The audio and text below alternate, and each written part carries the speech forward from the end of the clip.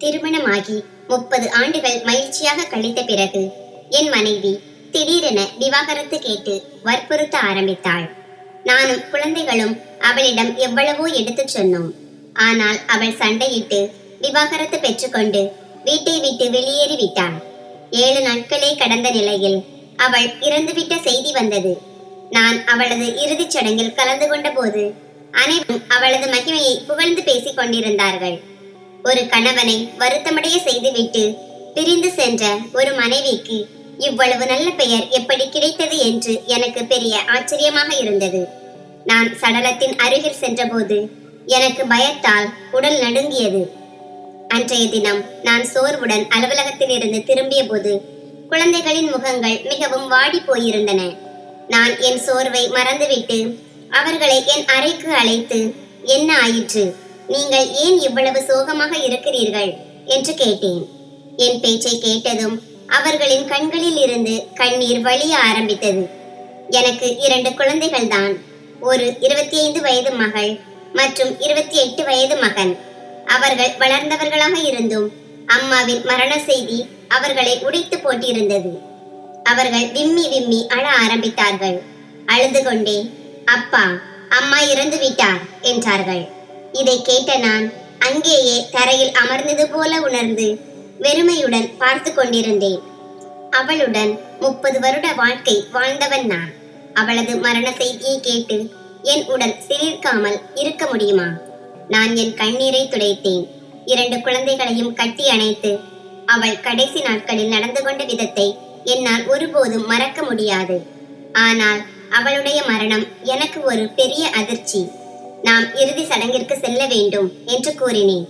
என் இதயம் உடைந்து நொறுங்கி இருந்தது. நான் குழந்தைகளுடன் இறுதி சடங்கில் கலந்து கொள்ள தயாரானேன். அவள் ஏன் என்னை தவிர்த்து போக தீர்மானித்தாள்? பிறகு இந்த உலகத்தை விட்டே பிரிந்து விட்டாள் என்று எனக்குள் மீண்டும் மீண்டும் ஓடிக்கொண்டிருந்தது. இன்று வரை எனக்கு புரியாத காரணம் என்னவாக இருக்கும்? அவள் என்னை விட்டு பிரிந்து 1 வாரமே ஆகி இருந்தது. இவ்வளவு குறுகிய காலத்தில் அவள் இந்த உலகத்தை விட்டு சென்று விட்டாள். இதற்கு பின்னால் என்ன காரணம் இருந்தது என்று எனக்கு இன்னும் புரியவில்லை. மிகவும் உடைந்த மனதுடன் நான் உடை மாற்றி காருக்குள் சென்று அமர்ந்தேன். ஓட்டி செல்லும் போது என் கண்கள் மீண்டும் மீண்டும் மங்கின. அவற்றை நான் பலவந்தமாக துடைத்துக் கொண்டே இருந்தேன். என் மனம் மிகவும் மோசமாக இருந்தது. 7 நாட்களுக்கு முன் நடந்த சம்பவங்கள் மீண்டும் மீண்டும் நினைவுக்கு வர ஆரம்பித்தன. அவள் என்னிடம் ஒரு விசித்திரமான கோரிக்கையை வைத்திருந்தாள். நிறைய சண்டைக்கு பிறகு நான் அந்த விஷயத்தை ஏற்றுக்கொண்டேன். இப்போது எனக்கு கிடைத்த செய்தியை கேட்டதும் என் காலடியில் இருந்த பூமியே நகர்ந்து போவது போல் இருந்தது. அவள் வெறும் 1 வாரத்திற்குள் இந்த உலகத்தை விட்டு சென்று விட்டாள். அப்படியென்றால் ஏன் அவள் என்னை தவிர்த்து போக முடிவெடுத்தாள்? இந்த கேள்விகளுடன் நான் அவளது தாய் வீட்டை அடைந்தேன். நான் உள்ளே நுழைந்ததும் மக்கள் உரத்த குரலில் அழவும் அவளது புகழை பேசவும் தொடங்கினார்கள். எங்கள் சண்டையை பற்றி எல்லோருக்கும் தெரிந்திருக்கும். யாரும் அவளை பற்றி தவறாக பேசவில்லை என்று எனக்கு ஆச்சரியமாக இருந்தது. மாறாக அனைவரும் அவளது நல்ல குணத்தை பற்றி பேசினார்கள். நான் இறுதிச் சடங்கில் கலந்து கொண்டேன். அங்கு எல்லோரும் அவளை புகழ்ந்து பேசுவதை கண்டேன். அவள் என்னிடம் விவாகரத்து கேட்டபோது அது முழு குடும்பத்திற்கும் தெரிந்திருந்தது. ஆனால் இப்போது அதே மக்கள் அவளை புகழ்ந்து பேசுவதில் சோர்வடையவில்லை. இதற்கு காரணம் என்ன? இந்த கேள்விகளுக்கு விடை தேடிக்கொண்டே அவளது சடலத்தை பார்க்க நான் அனுமதி கேட்டேன். நான் அங்கு சென்றதும் யாரோ ஒருவர் என்னை கூப்பிட்டு என் கைகளில் ஒரு பொருளை கொடுத்தார். அதை பார்த்ததும் அவள் ஏன் என்னிடம் அப்படி நடந்து கொண்டாள் என்று எல்லா உண்மையும் எனக்கு புரிந்தது. நான் அங்கேயே அமர்ந்து விரிந்த கண்களுடன் அந்த பொருளை பார்த்து கொண்டிருந்தேன். இது என்ன ஆயிற்று என்று யோசித்தேன். நான் என் கடந்த காலத்தில் மூழ்கினேன். என் கடந்த காலம் மிகவும் வேதனையானதும் கசப்பான உண்மைகளால் நிரம்பியதும். இந்த கசப்பான உண்மைதான் கடந்த 1 வாரத்தில் என் வாழ்க்கையில் வந்தது. அது என் உலகையே சிதைத்து போட்டது. நான் அங்கேயே அமர்ந்து அந்த எல்லா சம்பவங்களையும் பற்றி யோசிக்க ஆரம்பித்தேன். இப்போது உண்மை என் கண் முன்னே இருந்தது. தன் கணவனை வருத்தப்படுத்திய ஒரு மனைவிக்கு கூட ஏன் நல்ல மரியாதை கிடைத்தது என்று எனக்கு புரிந்தது. உண்மை தெரிந்ததும் என் இதயம் வேகமாக துடிக்க ஆரம்பித்தது. நான் அங்கேயே அமர்ந்து என் தலையை குனிந்து கண்ணீருடன் அந்த நினைவுகள் அனைத்தையும் நினைவுபடுத்தினேன். அதில் ஒரு உண்மை மறைந்திருந்தது. ஆனால் அது என் கண்களுக்கு தெரியாமல் போயிருந்தது. என் பெயர் ஸ்ரீகாந்த். நான் என் பெற்றோருக்கு பிறந்த மூத்த மகன். எனக்கு பிறகு 3 சகோதரிகள் மற்றும் ஒரு தம்பி. எனக்கு 10 வயது இருக்கும்போது என் அம்மா விதவி ஆனார். என் அப்பாவின் முகம் எனக்கு லேசாக நினைவிருக்கிறது. ஆனால் அப்போது எனக்கு போதிய அறிவு இல்லாததால் அது முற்றிலும் என் நினைவுகளில் இருந்து மறைந்து விட்டது. என் அம்மா என்னிடம், இப்போது வீட்டின் முழு பொறுப்பும் உன் தோள்களில்தான் உள்ளது என்று சொன்னபோதுதான் நான் உணர்ச்சி அடைந்தேன். அப்போது எனக்கு வயது 12 இருக்கும். நான் என் படிப்பை நிறுத்திவிட்டு ஒரு சின்ன மளிகை கடையில் வேலை செய்ய ஆரம்பித்தேன்.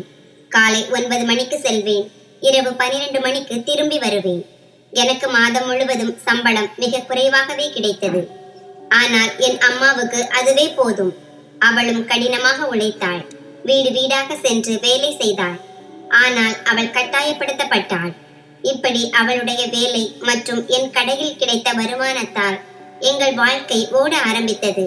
சில நேரங்களில் வறுமையின் விளிம்பிற்கு சென்றதுண்டு. ஆனால் அம்மா எப்போதும் பொறுமை மற்றும் நன்றியுடன் இருந்ததால் அந்த நேரமும் கடந்து போனது. நாட்கள் சென்றன. என் முதலாளி நான் நேர்மையாகவும் நல்ல பையனாகவும் இருப்பதை பார்த்து என்னை தன்னுடைய பெரிய கடைக்கு அனுப்பினார். அங்கு என் சம்பளம் அதிகரிக்கப்பட்டது. நான் இந்த செய்தியை அம்மாவிடம் சொன்னபோது அவர், இப்போது என்னுடைய மற்றும் உன்னுடைய வருமானத்தில் மீதமுள்ள பணத்தை உன் சகோதரிகளின் சீதனத்துக்காக சேமிக்க வேண்டும் என்று சொன்னார். என் அம்மா சொன்ன இந்த கருத்தும் எனக்கு பிடித்திருந்தது. அப்போது எனக்கு வயது 15 தான். ஆனால் சூழ்நிலைகள் என்னை காலத்திற்கு முன்பே பெரியவனாக்கி விட்டன. நான் எல்லா விஷயங்களையும் புரிந்து கொள்ள ஆரம்பித்தேன். இரவு பகலாக உழைத்த பிறகு ஒரு சகோதரிக்கான சீதனத்தை தயார் செய்து ஒரு நல்ல சம்பந்தம் வந்ததும் அவளுக்கு திருமணம் செய்து கொடுக்க முடிந்தது. இது என் வாழ்க்கையின் முதல் வெற்றி. அதே நேரத்தில் எனக்கு படிக்கும் ஆசை ஏற்பட்டதால் நான் மீண்டும் என் படிப்பை தொடங்கினேன். நான் காலையில் வேலைக்கு செல்வேன், இரவில் நேரம் கிடைக்கும் போது படிப்பேன். என் தம்பியையும் படிக்க ஊக்குவித்தேன். அவன் இன்னும் சிறியவனாக இருந்தான். ஆனாலும் நான் அவனுக்கு படிப்பில் ஆர்வத்தை ஏற்படுத்தினேன். 3 வருட தொடர்ச்சியான கடின உழைப்பு மற்றும் போராட்டத்திற்கு பிறகு நான் மெட்ரிகுலேஷன் தேர்வில் வெற்றி பெற்று கல்லூரியில் சேர்ந்தேன். இந்த 3 வருடங்கள் என் வாழ்க்கையின் கடினமான ஆண்டுகள். பிறகு நான் இன்னும் அதிகமாக உழைத்து நல்ல மதிப்பெண்களுடன் தேர்ச்சி பெற்றேன். இதன் பிறகு எனக்கு இன்னொரு அலுவலகத்தில் வேலை கிடைத்தது. அங்கு சம்பளம் முன்பை விட அதிகமாக இருந்தது. நான் மீண்டும் கடினமாக உழைக்க ஆரம்பித்தேன். அதே நேரத்தில் என் 2வது சகோதரிக்கு திருமண பேச்சு வந்தது. நான் அவளது திருமணத்தை நடத்தி அவளை அவள் வீட்டிற்கு அனுப்பும் நிலையில் இருந்தேன். இப்படி 2வது சகோதரிக்கும் திருமணம் முடிந்தது. அதன் பிறகு ஒரு நாள் அம்மா என்னை தன்னருகே அழைத்து, மகனே, உன் அப்பா இறந்ததிலிருந்து நீ உழைத்துக் கொண்டிருக்கிறாய். நீ உன் 2 சகோதரிகளுக்கும் திருமணம் செய்து வைத்து விட்டாய். இப்போது உனக்கு திருமணம் செய்து வைக்க நான் விரும்புகிறேன் என்று சொன்னார்.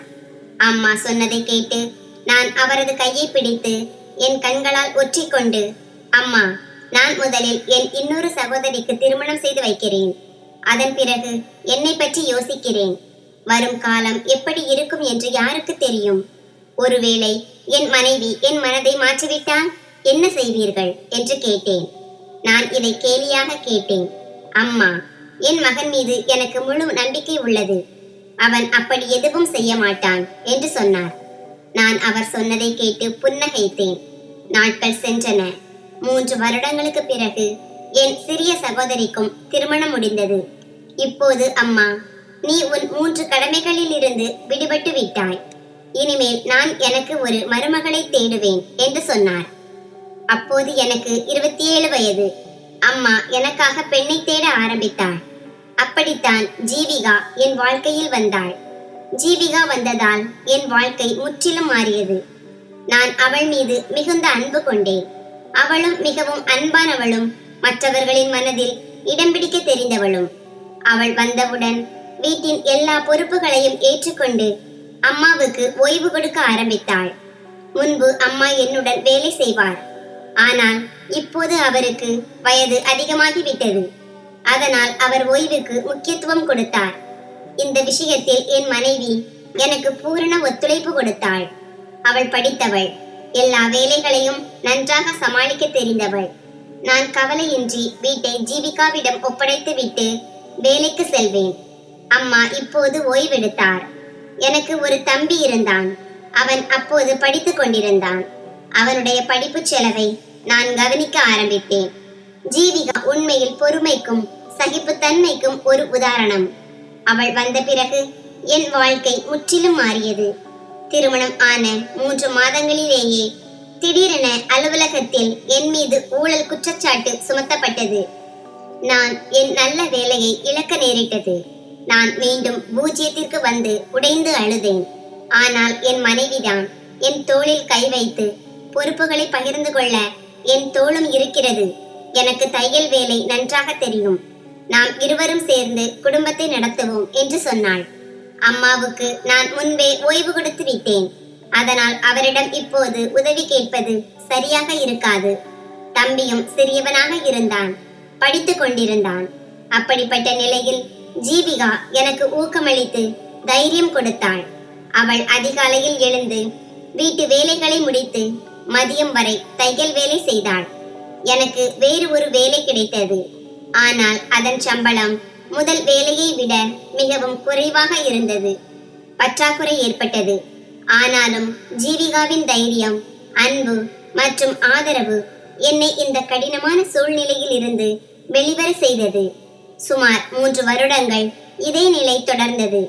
கடவுள் எங்களுக்கு இன்னும் குழந்தை செல்வத்தை அளிக்கவில்லை என்பதையும் நாங்கள் மறந்துவிட்டோம். 3 ஆண்டுகளுக்கு பிறகு திடீரென அப்பாவின் ஒரு பழைய நண்பர் என்னை சந்திக்க வந்தார். அவர் என்னை பார்த்து கட்டி அணைத்துக் கொண்டார். உன் அப்பா நீ சிறியவனாக இருந்தபோது நான் உனக்கு என் அலுவலகத்தில் இடம் கொடுப்பதாக கேட்டார். நானும் ஒப்புக்கொண்டேன். இப்போது அந்த வாக்குறுதியை நிறைவேற்றும் நேரம் வந்துவிட்டது என்று சொன்னார். அவர் என்னை ஒரு முகவரிக்கு அழைத்தார். நான் உடனே அங்கு சென்றேன். அங்கே எனக்கு மிக நல்ல வரவேற்பு கிடைத்தது. அது என் சொந்த நிறுவனத்திற்கு வந்தது போல உணர்ந்தேன். அப்பாவின் நண்பர் சமீர் மாமா என்னை அவரது நிறுவனத்தில் மேலாளர் பதவியில் அமர்த்தினார். எல்லா வேலைகளையும் புரிய வைத்தார். என் படிப்பும் தொடர்ந்து கொண்டிருந்ததால் அவர் எனக்கு ஒரு சிறந்த பதவி கொடுத்தார். அதே வருடம் ஜீவிகா எனக்கு தாயாக போகும் மகிழ்ச்சியான செய்தியை கொடுத்தாள்.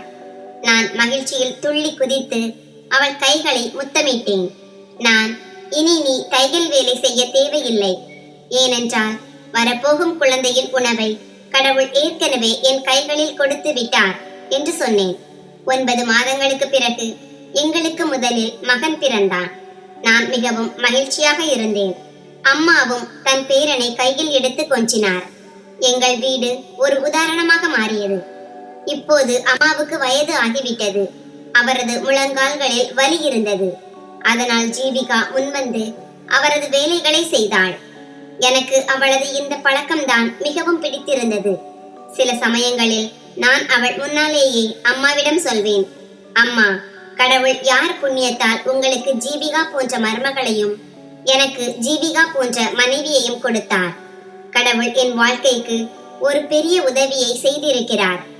அதை என்னால் ஒருபோதும் திருப்பி செலுத்த முடியாது. நான் முற்றிலும் உடைந்ததாக உணர்ந்தபோது, எனக்கு யாரும் ஆதரவாக வரமாட்டார்கள் என்று நான் நினைத்த போது ஜீவிகா எனக்கு துணையாக இருந்தாள். அவள் எல்லா நல்ல மற்றும் கெட்ட காலங்களிலும் எனக்கு துணையாக இருந்தாள். சரியானதும் தவறானதும் எதுவென்று அறிந்து கொள்ள எனக்கு மிகவும் உதவியது. என் குழந்தைகளை வளர்த்ததும் ஒரு சிறந்த எடுத்துக்காட்டு. அவளுடைய நல்ல குணங்களை நான் எண்ணத் தொடங்கினால் அவை ஒருபோதும் முடிவடையாது. அவள் உண்மையில் ஒரு மிக நல்ல இல்லத்தரசியாக நிரூபித்தாள்.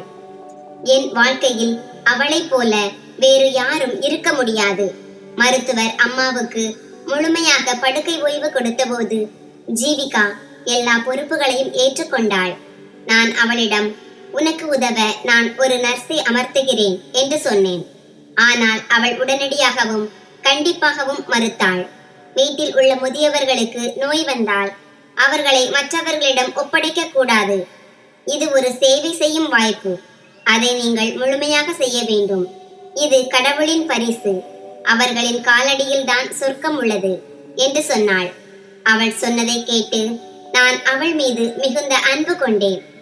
அதே நேரத்தில் அவளுக்கு இரண்டாவது முறையாக தாய்மை அடையும் மகிழ்ச்சியும் கிடைத்தது. ஆனால் அவள் இந்த மகிழ்ச்சியை ஒருபுறம் வைத்துவிட்டு என் அம்மாவுக்கு முழுமையாக சேவை செய்தாள். அம்மா தன் கடைசி காலத்தில் அவளுக்கு நிறைய ஆசீர்வாதங்கள் கொடுத்தாள். நீ உன் நல்ல பழக்கங்களால் இந்த வீட்டை சொர்க்கமாக மாற்றிவிட்டாய். கடவுள் உன் சொர்க்கத்தையும் அழகுபடுத்தி உன்னை வரவேற்பார் என்று சொன்னாள். அவளது இந்த ஆசீர்வாதத்தை கேட்டு நான் சில சமயங்களில் சிரித்து விடுவேன். அம்மாவிடம், அம்மா, நீங்கள் இப்போதே என் மனைவிக்கு சாகும் ஆசீர்வாதம் கொடுக்கிறீர்களா என்று கேட்பேன். அப்போது ஜீவிகா என்னை தடுத்து, அப்படி சொல்லாதீர்கள். பெரியவர்களின் ஆசீர்வாதங்களில் நிறைய ரகசியங்கள் மறைந்திருக்கும். அவர்களை ஆசீர்வாதம் செய்ய விடுங்கள். அவர்களின் ஆசீர்வாதம் எனக்கு கிடைத்தால் என் இந்த உலகமும் அடுத்த உலகமும் செழிப்படையும் என்று சொன்னாள். அம்மாவுக்கு அவள் மீது பாசம் ஏற்பட்டது. அவர் தன் கடைசி காலத்தில் பெரும்பாலும் அவளுடனேயே இருந்தார், பேசினார். ஒரு மகனாக என்னால் செய்ய முடியாத சேவையை ஒரு மருமகளாக ஜீவிகா செய்தாள். அம்மா இறந்தபோது அதிகமாக அழுதவளும் அவள்தான், அதிக அதிர்ச்சி அடைந்தவளும் அவள்தான். ஏனென்றால் அம்மாவுடன் இருக்கும் பழக்கம் அவளுக்கு இருந்தது. என் அம்மாவுடன் இருக்கும் பேசும் பழக்கம் அவளுக்கு இருந்தது. ஆனால் திடீரென அவர் இந்த உலகத்தை விட்டு பிரிந்தது எனக்கு பெரிய அதிர்ச்சி. வீடு முழுவதும் அமைதியும் வெறுமையும் சூழ்ந்தது. என் மனைவியும் ஓரளவு மௌனமாகவும் தீவிரமாகவும் இருக்க ஆரம்பித்தாள். நான் அவளுக்கு ஆறுதலும் தைரியமும் சொன்னேன், எல்லாம் சரியாகிவிடும் என்று. அம்மாவின் மரணம் அவள் மீதும் ஆழமான தாக்கத்தை ஏற்படுத்தியது. அதே நேரத்தில் எங்கள் வீட்டில் இரண்டாவது குழந்தை பிறந்தது, எங்கள் மகள். அவளது வருகையால் ஜீவிகாவின் கவனம் திசை திரும்பியது. அதற்கு நான் நன்றி சொன்னேன். இல்லையெனில் அவள் எப்போதும் சோகமாக இருந்தாள். அவள் இப்படி மௌனமாக இருப்பதைக் கண்டு நான் உள்ளுக்குள்ளேயே வெட்கப்பட்டேன். மகள் வந்ததால் அவளது வாழ்க்கை சுறுசுறுப்பானது. அவள் குழந்தைகளை வளர்ப்பதில் முழுமையாக ஈடுபட்டாள். நாட்கள் சென்றன. எங்கள் குழந்தைகள் வளர்ந்தார்கள். நான் என் வேலையில் பதவி உயர்வு பெற்று ஒரு நல்ல நிலையை அடைந்தேன். சம்பளமும் நன்றாக இருந்தது. குழந்தைகளுக்கு நல்ல பள்ளிகளில் கல்வி கொடுத்தேன். என் மனைவி ஜீவிகா எல்லா பொறுப்புகளையும் தானே ஏற்றுக்கொண்டாள். அவள் எனக்கு ஒரு சிறந்த மனைவியாக நிரூபித்தாள். ஆனால் சில காலமாக நான் கவனித்து வருகிறேன். திருமணம் ஆகி 30 ஆண்டுகள் முடிந்த பிறகு அவள் திடீரென மிகவும் மௌனமாக இருக்க ஆரம்பித்தாள். எங்கள் 30வது திருமண ஆண்டு விழாவை கொண்டாடிய சில காலத்திற்கு பிறகு அவள் அடிக்கடி எங்கோ தொலைந்து போனவள் போல இருந்தாள். அவள் கண்களில் கண்ணீர் தெரிந்தது. குழந்தைகளும் என்னிடம் இதை பற்றி சொன்னார்கள். ஒரு நாள் நான் அவள் அறைக்கு சென்று மிகவும் அன்புடனும் பாசத்துடனும் அவளிடம் கேட்டேன், ஜீவிகா, என்ன விஷயம்? நம் வாழ்க்கை ஒருவருக்கொருவர் ஆழமாக பிணைந்துள்ளது. நீ இல்லாமல் நான் இருப்பதும் நான் இல்லாமல் நீ இருப்பதும் அசாத்தியம். அப்படி இருக்க திடீரென நீ ஏன் இவ்வளவு சோகமாகவும் மௌனமாகவும் இருக்கிறாய்? வீட்டின் ஒவ்வொரு உறுப்பினரும் உனக்கு எவ்வளவு பழகிவிட்டார்கள் என்று உனக்கு தெரியும். நீ இல்லாமல் இருப்பதை யாராலும் நினைக்க கூட முடியாது. இப்போது நீயே சொல், இப்படி உன் மௌனத்தால் என்ன ஆகும்? இதன் தாக்கம் முழு வீட்டையும் பாதிக்கும், குறிப்பாக நம் குழந்தைகளை. என் பேச்சை கேட்ட அவள் சில நிமிடங்கள் என்னை பார்த்து கொண்டிருந்தாள். பிறகு தலையை உதறிவிட்டு சிரித்து, ஒன்றுமில்லை, நான் இந்த வீட்டில் இல்லை என்றால் வீடு எப்படி நடக்கும் என்று யோசித்துக் கொண்டிருந்தேன் என்றாள். அவள் சொன்னதை கேட்ட நான் ஆச்சரியப்பட்டேன். எங்கோ எனக்கு அதிர்ச்சியாகவும் இருந்தது. அவள் ஏன் இப்படி பேசுகிறாள் என்று. அவள் என்னிடம், நேரம் வரும்போது எல்லாம் தெரிந்துவிடும் என்று மட்டும் சொன்னாள். நான் வாழ்க்கையின் ஒவ்வொரு பொறுப்பையும் அவள் மீது போட்டுவிட்டேன் என்று நினைத்தேன். அதனால் நான் குழந்தைகளிடம் அனுமதி கேட்டு அவளை சுற்றுலா அழைத்து செல்ல திட்டமிட்டேன். ஆனால் அவள் என் திட்டத்தை கேட்டதும் கோபமடைந்தாள். என் அனுமதி இல்லாமல் நீங்கள் எப்படி இந்த முடிவை எடுக்க முடியும்? நான் உங்களுடன் எங்கும் வரவில்லை என்று சொன்னாள். அத்துடன் அவள் என்னிடம் ஒரு கோரிக்கையை வைத்தாள். அதை கேட்ட நான் மட்டுமல்ல, என் குழந்தைகளும் ஆச்சரியப்பட்டார்கள். நாங்கள் அனைவரும் அவளை வெற்று பார்வைகளுடன் பார்த்தோம். அவளும் எங்களை பார்த்து அழ ஆரம்பித்தாள். அவளது கோரிக்கை அப்படித்தான் இருந்தது. நான் அவள் முகத்தை பார்த்து கொண்டே ஆச்சரியப்பட்டேன். நான், நீ சொல்வது உண்மையா என்று கேட்டேன். அவள் மீண்டும் அதே விஷயத்தை வலியுறுத்தினாள். திருமணம் ஆன 30 வருடங்களில் நான் நிறைய தியாகங்கள் செய்திருக்கிறேன். இப்போது நான் எனக்கான ஒரு தனி வாழ்க்கையை வாழ விரும்புகிறேன். நான் உங்களுக்கு வாழ்க்கையின் ஒவ்வொரு மகிழ்ச்சியையும் கொடுத்தேன். ஒவ்வொரு தருணத்திலும் உங்களுக்கு துணையாக இருந்தேன்.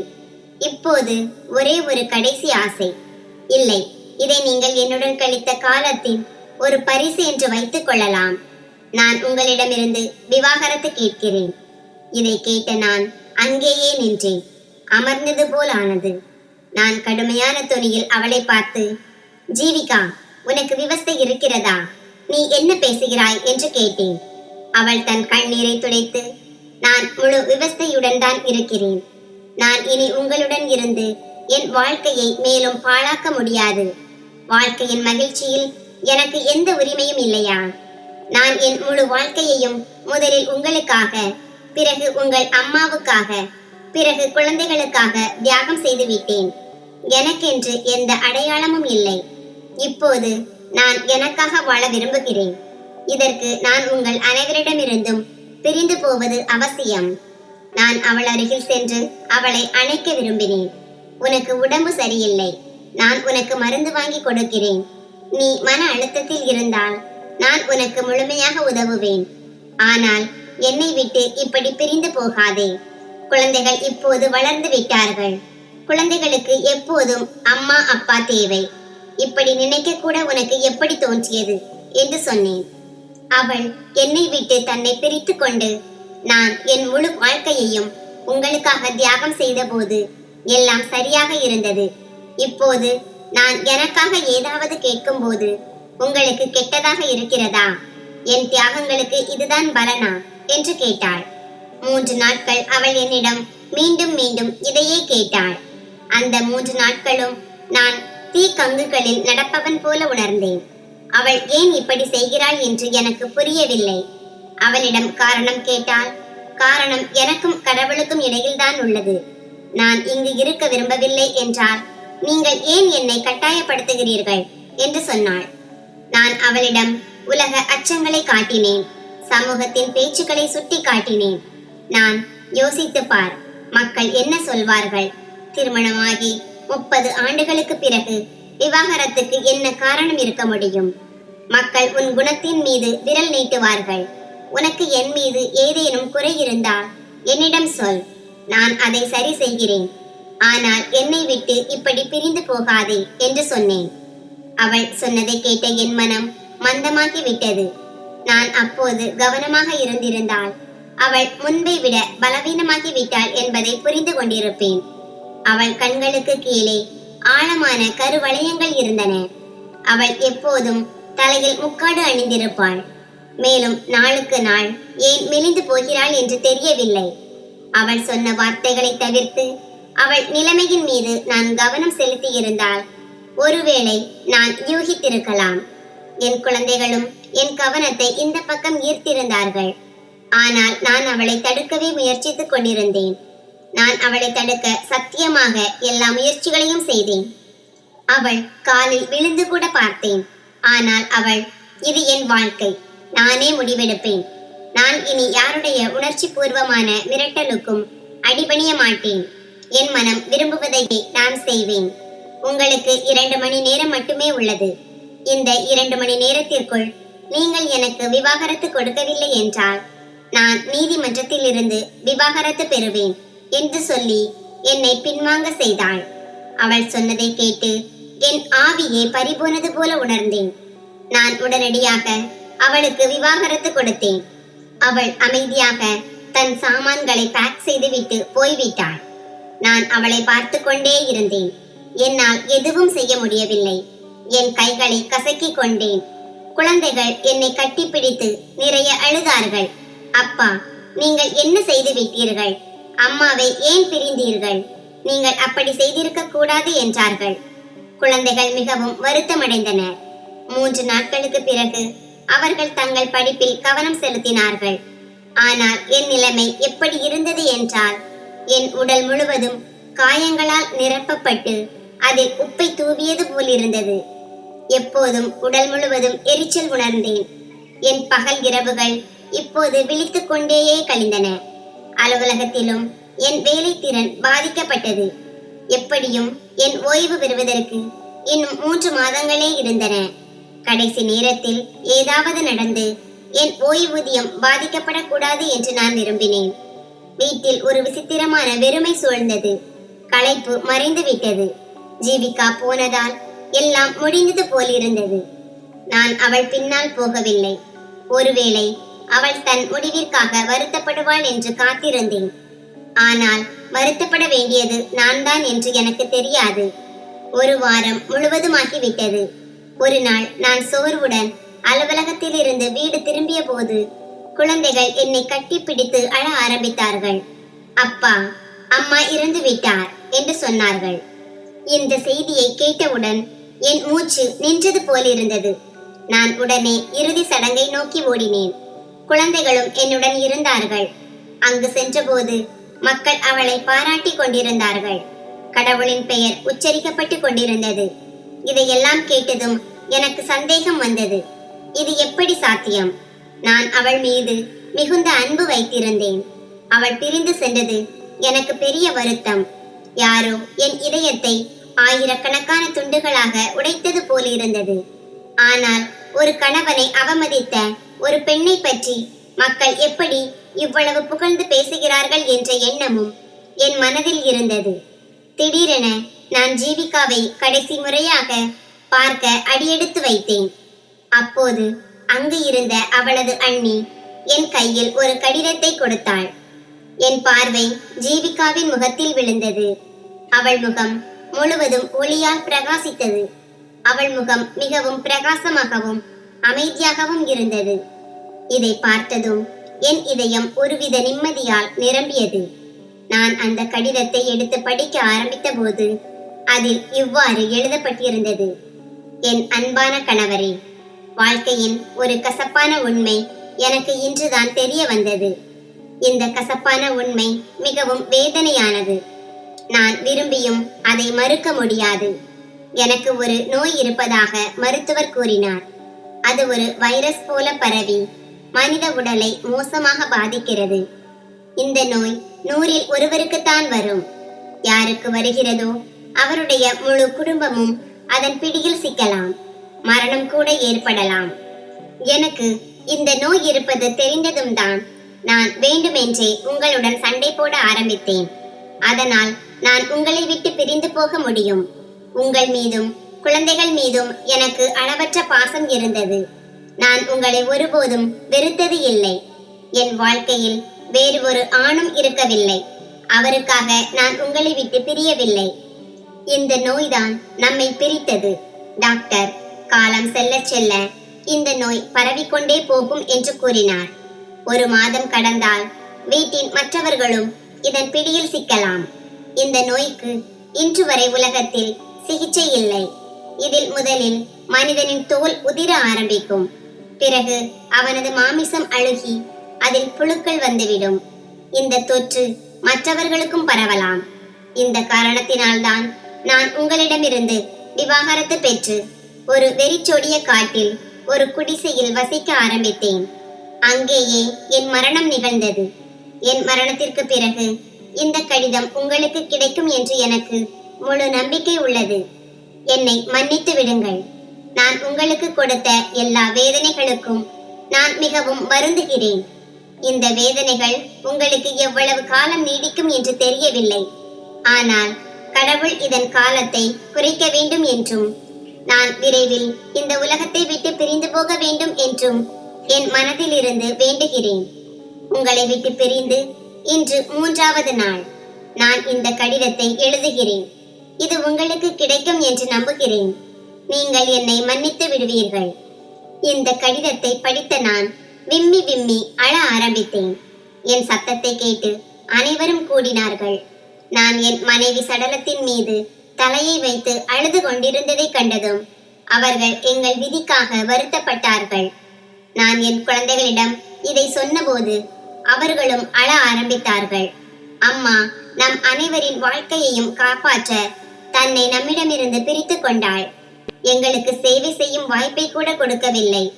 மேலும் ஒருமுறை நமக்காக தன் உயிரை தியாகம் செய்தாள்.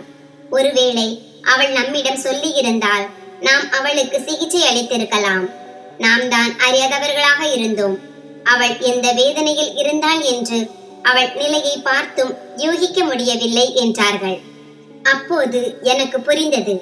என்னை துன்பப்படுத்தி பிரிந்து சென்ற என் மனைவி உண்மையில் எனக்கும் என் குழந்தைகளுக்கும் ஒரு பெரிய உதவியை செய்திருக்கிறாள் என்று.